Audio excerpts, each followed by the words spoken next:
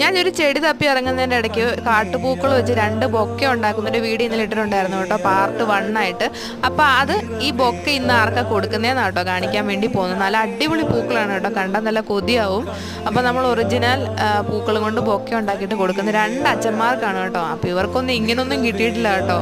കണ്ടോ ആ ചിരി കണ്ടില്ലേ? ഇതൊക്കെ ഭയങ്കര സന്തോഷമുള്ള കാര്യമാണ് കേട്ടോ.